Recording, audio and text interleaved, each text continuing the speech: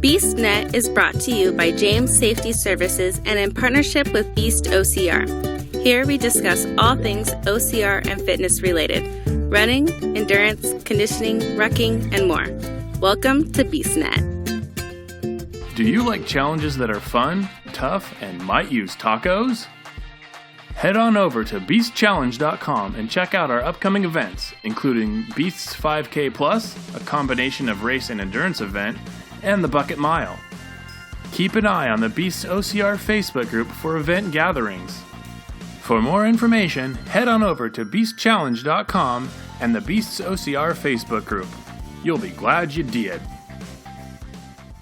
Hey everybody, it's Mike with BeastNet here, and on this episode, I've got with me Vanessa Bjorklund, and I hope I said that right. But yes. Vanessa, tell everyone about you. Kind of let everyone know who you are. Okay, well, my name is Vanessa Bjorklund.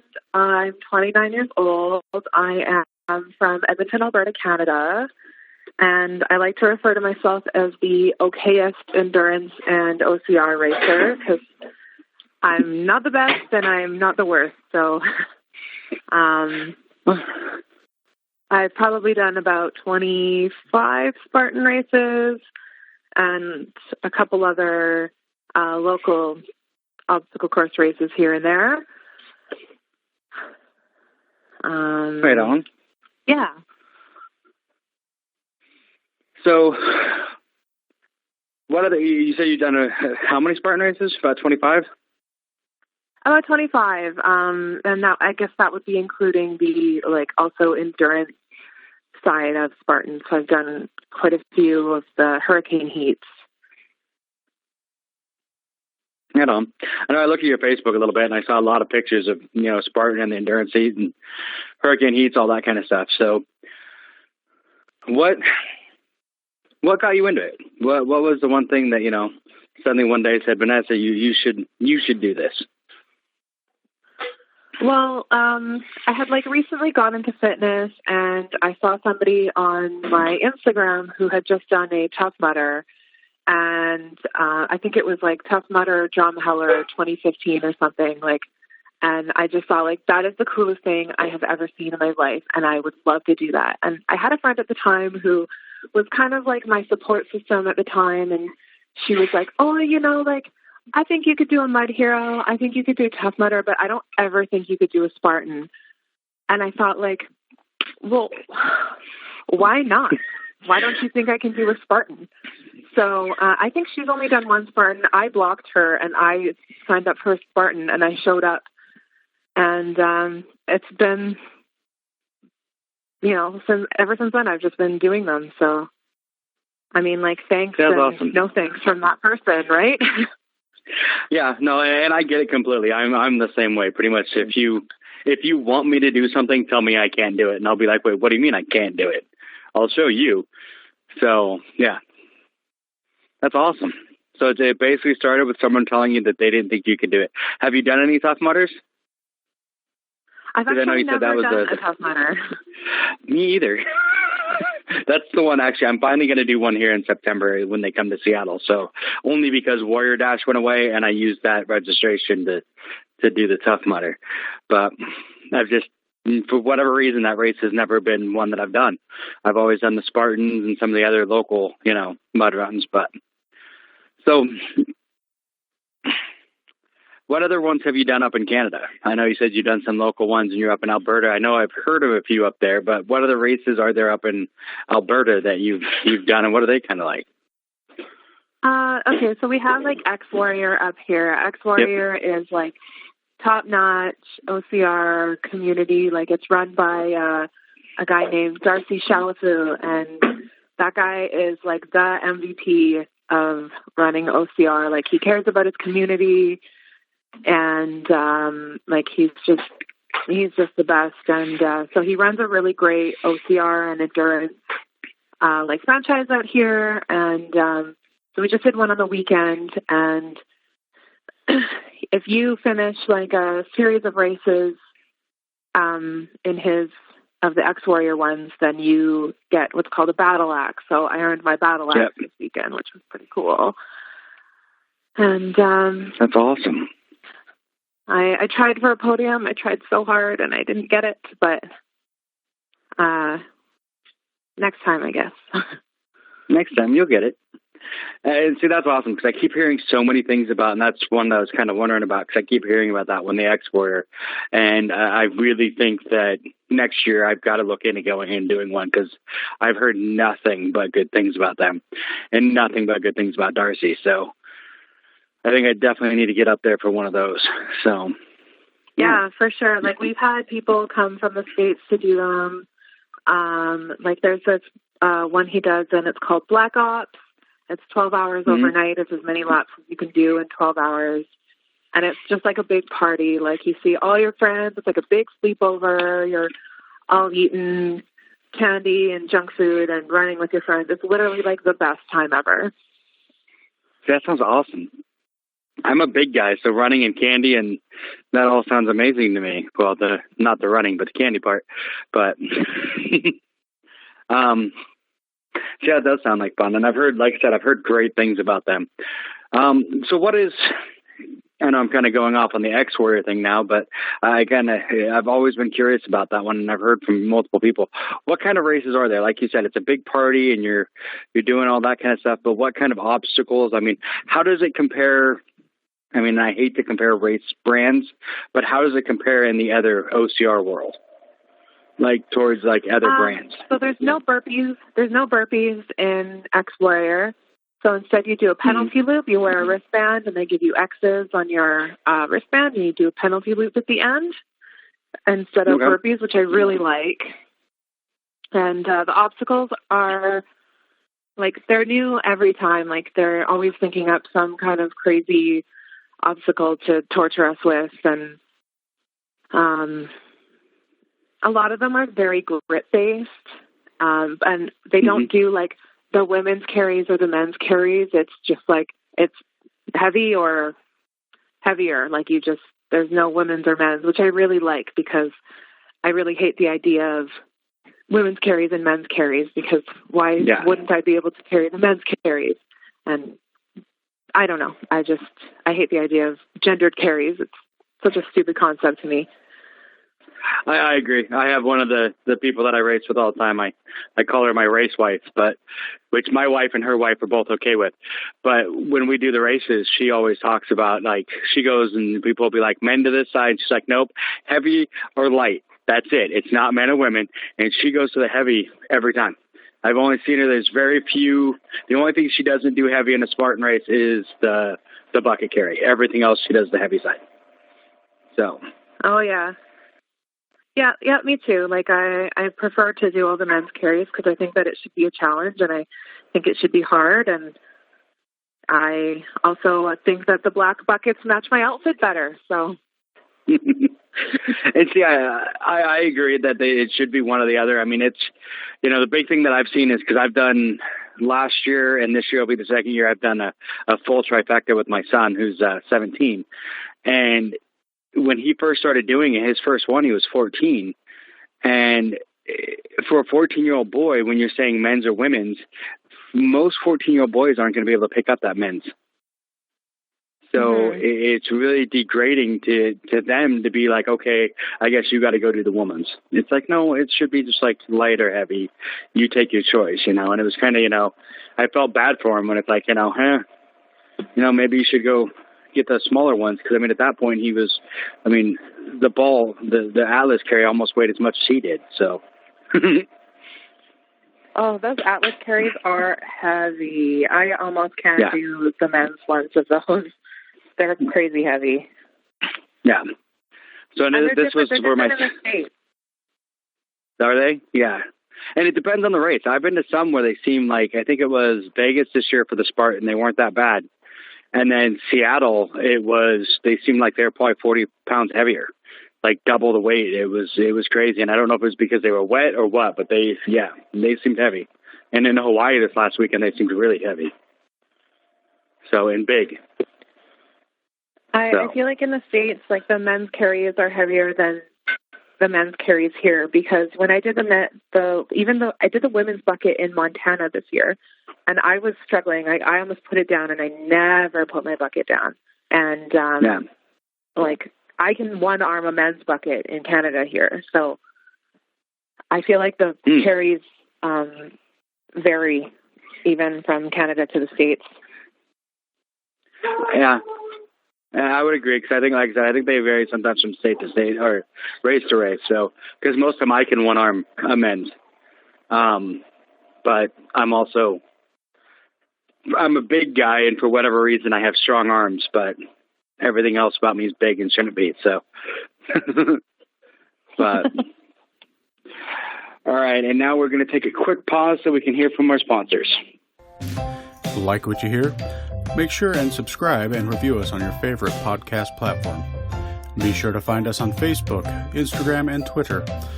If you're using YouTube, please click the little red subscribe icon, then click the little bell for notifications of future episodes. And if you could, give us a thumbs up.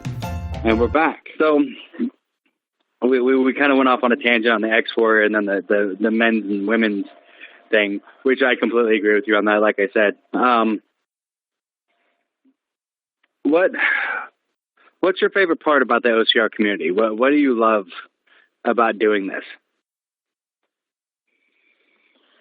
I just love how close everybody gets, and kind of the memories that you end up making along the way with everybody, even if they're just like super silly little memories. Like, I find like OCR racing is a little bit different than like the endurance events, because you meet people in a different scenario and you kind of spend a little bit more time with them. So when you do like an endurance event with all these people, you kind of bond with them in a way that you wouldn't typically in a race setting. So what I love about that is that you know, these people become your family, and you know, you get so excited to see these people, and you're like, oh my God, like I get to see Michelle this weekend, and she has a present for me. And, you know, like you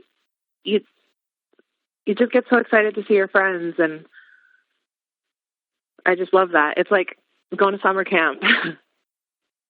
It is. I completely agree. So that's kind of what I was wondering. 'Cause I mean, that's kind of what I hear from a lot of people is, especially like the endurance, because like you said, the endurance, I've done a couple hurricane heats, and you bond so much different in the hurricane heats because you're working as a team. You know, a lot of the stuff you're doing is you're working as a team in a lot of those endurance events. You know, my nickname, Pretty Mike, came from a hurricane heat. I was in a hurricane heat, and awesome. I'm sure you know Dingo.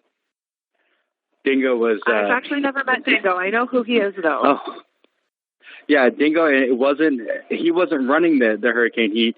He was involved. He was one of us. He was one of the participants in it this time, and it was really weird because I was used to him being, you know, running the endurance events.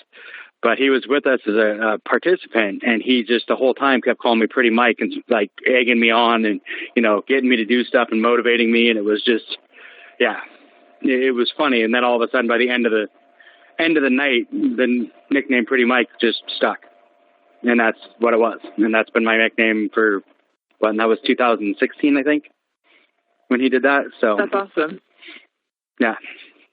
So. Yeah, the endurance events are interesting. I'm not great at them, and I think part of my problem is, and I've told other people this, is, I mean, some people know I broke my foot 3 years ago, like really bad, and I've gained a lot of weight because of poor decisions to go with that injury.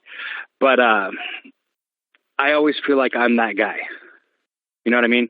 I'm that guy in an endurance event where I'm the one that's holding everyone back and everything else. And I know a lot of people tell me I shouldn't think that way, but in my brain, that's how it is. And that's been my big problem with endurance events since my injury, is just that every time I go to do one, I always feel like I'm going to be that guy that's holding everyone up.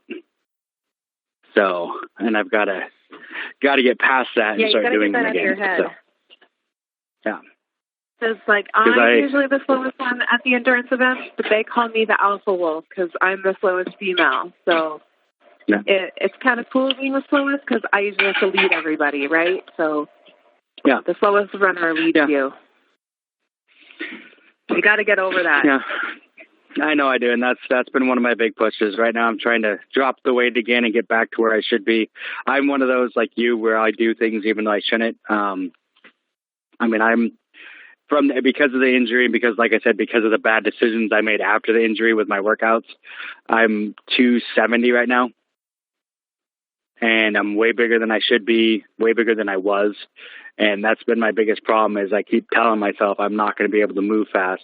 I'm more of, when I do a race, it's more of an endurance event. I mean, I did the Hawaii Spartan last weekend, and it took me 11 hours and 59 minutes to do the beast. Hey, but I finished it. You did it. Yeah, but I just keep going, and that's kind of that's been my thing, is I'm one of those that I'm pig-headed and I don't know when to stop. So I just keep moving and keep going, you know. I did a full marathon in June, and it took me 8 hours, but I just kept trudging along. So it's just kind of trying to get my cardio back up to a point where I don't feel like I'm holding everyone back on an endurance event. So, because like I said, I make most races an endurance event, but yeah. But you got to run your own race, right? You're not running that race for anybody but you.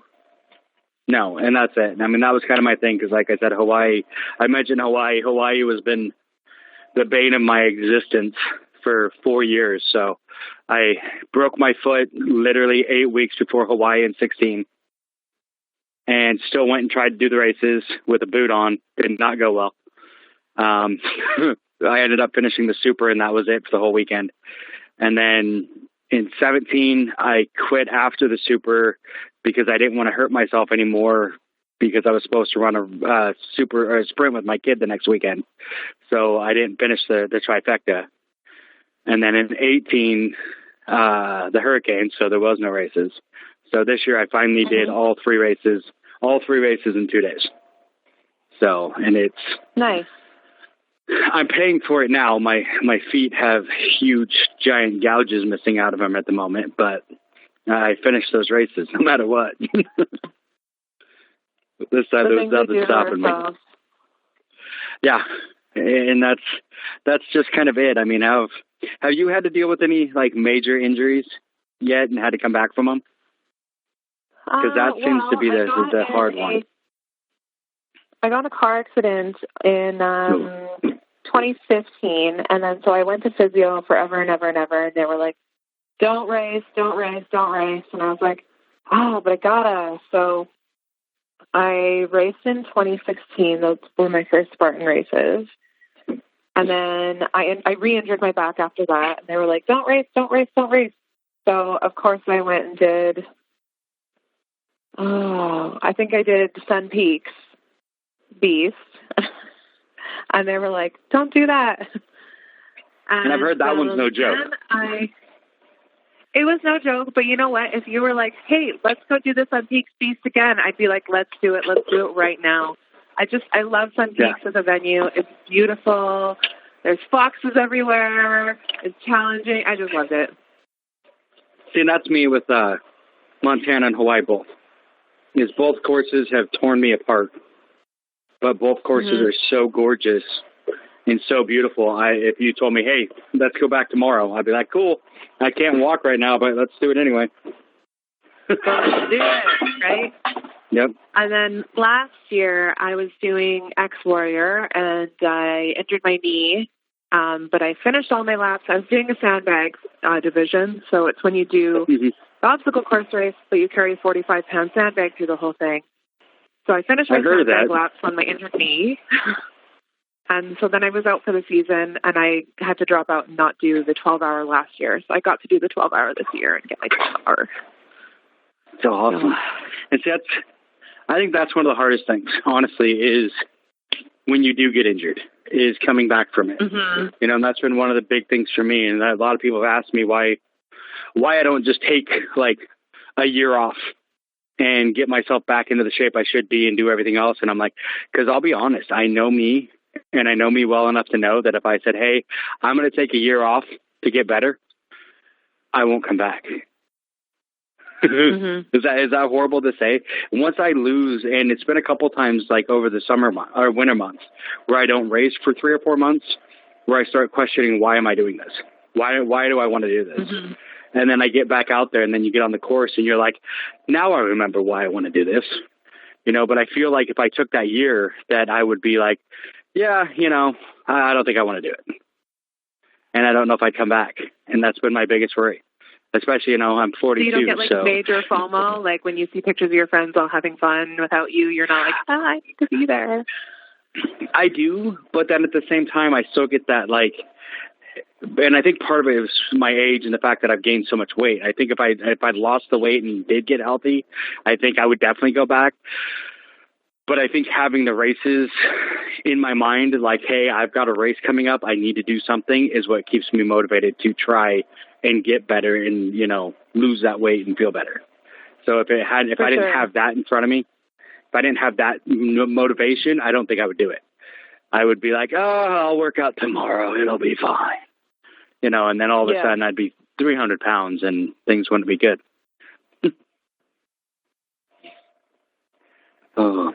So what plans do you have for the rest of the year? I know we're already into September, and what races do you have coming up? Are you done for the year, or you got more coming? I wanted to try to get out to Whistler in September. I don't know if that's going to happen. It's just logistically, I just don't think it's going to happen. It's such a weird location from where I am. But then we've got Ex-Warrior Hurt Locker in October. So, and we don't even know what that's about. This is just like a crazy endurance event they haven't told us anything about. We just had to sign up with teams. So we'll see how that goes. And then I usually do some kind of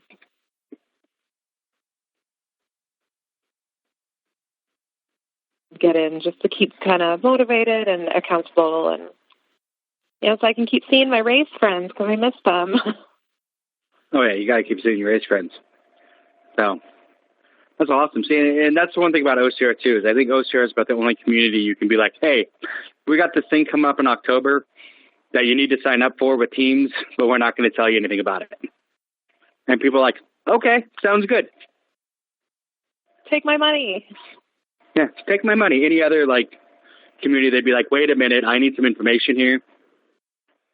And yeah, OCR people, they're like, sounds great. When do we start? We're like, there's a finisher shirt? Sounds great. Yeah. A finisher shirt and a medal? Where do I sign up?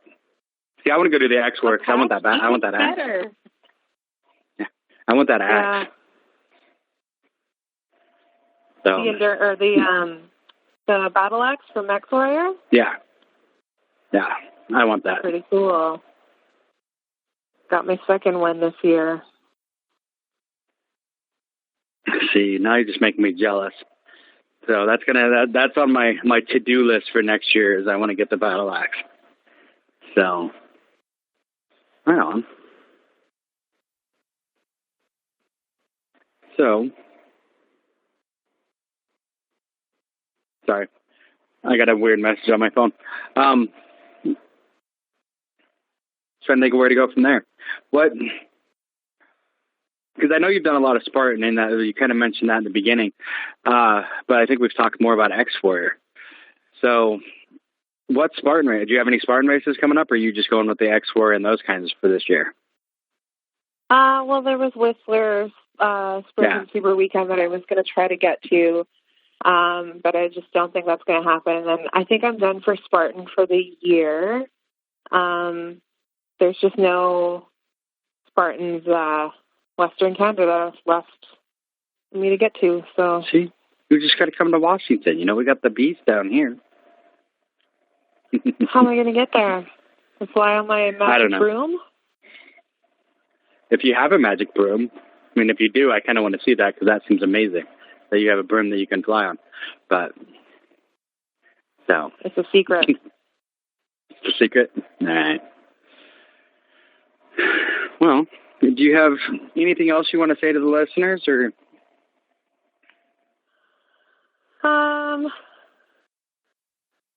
Yeah, well, I always have a lot of people kind of ask me, because I kind of talk about all my racing and stuff at work, and they say you've got to be really fit to do that. And I'm like, well, I can't even do a pull-up or a chin-up. I'm not your poster child for fitness. Like, I'm not an ambassador of anything, but like, I just want to tell everybody that, like, if you ever are doubting yourself that you can't do a Spartan race or Rugged Maniac or Tough Mudder or Hurricane Heat, like every thought that you're having about that, and just like go in and do it. And if it's ugly when you do it, and if it looks bad, like, who cares? And do it. And you know what? Like, just live your best life, because life is too short to not do the thing. So do the thing. Do the thing. I love that. That's awesome. It's going to be like my new motto: do the thing. Do the thing. All right. Well, thank you for talking to me. This has been a blast. Yeah. So hopefully I'll run into you one of these days at one of these events, hopefully X-Warrior next year, because I'm going to have to look at that and figure out where they're at so I can get to one. And yeah, thank you very much. Sure. Sounds good. It was nice meeting you. All right. We'll talk again. All right. Bye. Bye. Does your business need first aid, AED, OSHA, flagging, or other safety training? James Safety Services is your one-stop shop. Find them on Facebook today at James Safety Services WA and ask for a quote on hosting your training needs. Thanks for listening to the BeastNet podcast. If you haven't done it yet, find us on Facebook.